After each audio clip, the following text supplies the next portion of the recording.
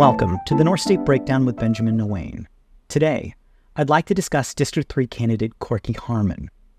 On the surface, Harmon's campaign would seem fairly standard fare.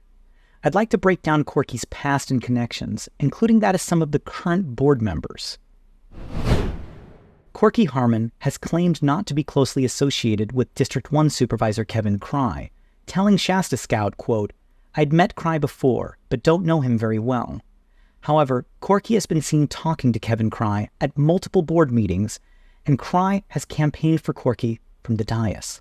So I am going to vote for the investigation, and what I hope is people in District 3, I see Mr. Harmon is here, I hope that you make an ad of this whole thing and the money that was spent. This is ironic, considering Cry's own statement from August of 2023. But you know what? Here's the great thing about this. Time will tell of what side each of us are on, and one of us will be highly vindicated and the other should be embarrassed. Referring to his allegations of financial mismanagement against the district attorney. In the end, it was Cry who should have felt embarrassed. The DA was exonerated. Patrick Jones admitted to destroying the letter from the Attorney General, and new policies regarding the handling of state correspondence were implemented.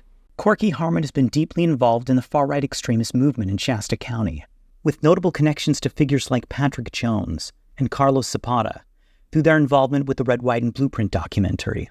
Harmon has also been seen working closely with Carlos Zapata, a controversial leader within the movement. Photos have surfaced showing these interactions, and Harmon's own social media history reflected these ties to this extremist group. However, recognizing the growing scrutiny of these associations, he has recently wiped his social media profiles, potentially in an attempt to distance himself from this troubling narrative. His involvement with these individuals raises concerns about the influence of far-right extremism in local politics. On Corkey Harmon's election campaign social media page, he has consistently posted advertisements and updates about his candidacy. However, it has been revealed that members of the community, particularly the press, have been blocked from accessing his post, myself included. This raises concerns about potential violations of the First Amendment, which prohibits viewpoint discrimination in public forums. Harmon's campaign page, used for official communications, could be considered a designated public forum, and blocking individuals based on their views may be unconstitutional.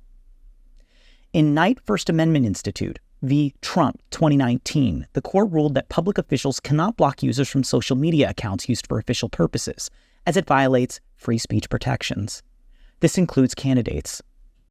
So this Twitter account has become, for better and worse, maybe the most important communications channel for this particular administration. And the president has blocked some people from the account because they have criticized him on Twitter. So they respond to his tweets with criticism either of him or his policies, and the president blocks them in response. And the argument that we made in the lower court is that the Twitter account is a public forum under the First Amendment. While the government can exclude people from that forum for many different reasons, it can't exclude them simply because they've criticized the government or criticized government policies. Furthermore, in Davidson v. Loudoun County Board of Supervisors 2017, the court found that blocking constituents on a public official's Facebook page infringed on their First Amendment rights. Harmon's actions could similarly restrict the public's access to important political information and prevent them from engaging in the political process. Blocking the press or constituents based on their viewpoints not only raises transparency issues, but could also be considered a violation of the constitutional principles regarding free speech and the right to petition the government. This connection between Harmon and the current board majority becomes even more evident when looking at other recent events. At the recent Get Out the Vote rally, District 5 Supervisor Chris Kellstrom said they, quote, desperately needed Corkey by their side. All right, the next candidate is for, speaking of boards, the next candidate Kevin and I need on this board very desperately. So my friend, Corkey Harmon, he is running for District 3, and I need this man on the left-hand side of me soon. Further highlighting their relationship. During a fundraiser held on October 11, 2024, on the invitation, comments indicated that both Chris and Kevin were present. This doesn't quite align with Corkey's claim of not knowing Kevin well. Corkey's lack of preparedness became even clearer during the League of Women Voters debate against incumbent Mary Rickard. When asked about Measures P and Q, proposed additions to the county's charter, Harmon expressed support without even knowing what they were. Could you tell us what your opinion of Measure P and Measure Q are? So I'm all for the charter county because I think it pushes the state back. I don't remember P and Q, to be honest with you. I've read it. I'm familiar with it. I'll stand up and tell you,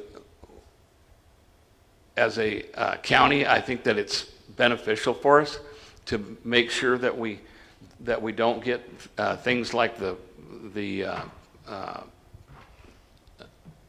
what's it called, the property rights for oh my gosh, what? Eminent domain? Eminent Are you talking domain, about? thank Yeah. you, sorry. These measures are significant as they take effect in January of 2025, and Corkey's lack of knowledge about them speaks volumes about his readiness for office. Moving from debates to endorsements, Corkey Harmon received the local GOP nomination for the District 3 seat, but the process itself raises serious concerns. Reportedly, 16 votes were cast and 15 were in favor of Harmon, 1 for Rickard. When individuals started discussing who voted for whom, discrepancies emerged, suggesting that votes may have not been properly counted. Wynn Carpenter, who previously ran for the District 3 seat, was involved in that hand count. According to private polling, 3 votes should have gone to Mary. This begs the question, if the local GOP cannot properly hand count 16 votes with certainty, how can they expect to securely hand count an entire election? Moreover, it's critical to note that many members of the local GOP are associated with extremist factions in Shasta County, groups pushing a far-right agenda that alienates even traditional conservatives. Shifting to policy issues, District 3 constituents have repeatedly voiced their opposition to the Fountain Wind project, a position Mary Rickard has taken in multiple votes. However, Corkey Harmon has publicly spoken in favor of the project. I'm a business owner here in town, Stemple Weeble House, Mountain Gate Quarry, White Rock Trucking. So we deal with reclamation. There's nothing negative about it in my mind for the county. It's all positive, income, job producing. And like I said, the risk to the county is pretty much zero in my mind. If I lived in Round Mountain, I'd like to see this project. I don't live in Round Mountain. I do have property up there. Not only does this contradict the wishes of his potential constituents, but it raises ethical concerns. As someone with a direct financial stake in construction, Corkey could personally benefit if the project moves forward while he's in office. This brings us to Corkey's business interests. Harmon runs multiple companies, including Stemple Weeble House, a construction company that has previously secured contracts with Shasta County. He said he'd recuse himself from any votes that could present a conflict of interest, but the reality of such a scenario is much more complicated. The Cove Road project, for instance, was recently awarded to Harmon's company while he was actively running for office. It's unethical for Corkey to be bidding on county contracts while campaigning, especially with possible implications of favor trading with the current board majority. California government code sections such as 1090 and 87100 restrict elected officials from benefiting financially from contracts made by the boards they sit on. Corkey seems to be dangerously close to crossing that line. There doesn't seem to be much of a reason for Corkey to be so ill-prepared. He's attempted to run for office before, 14 years ago, against then-incumbent Les Baugh of District 5. During that campaign, Harmon stated on Free Fire Radio, I've got nothing, you put that big target on your forehead. I've got nothing in my background that I think it's silly when people step up and do something like this here, and then they got all kinds of things that get dragged out of the closet, Well, it appears there is, in fact, something in Corkey's closet. Or rather, Corkey's bathroom.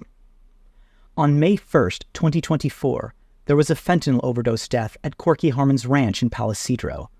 The decedent was found in the bathroom at Harmon's ranch with drug paraphernalia on his person, and the toxicology report confirmed the presence of fentanyl, alcohol, Oxycontin, cocaine, and more. Shockingly, this death has not been reported by any local news outlet. One has to wonder why.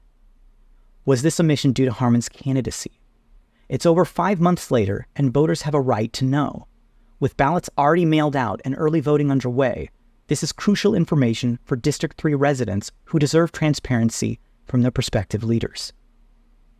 And that's the breakdown.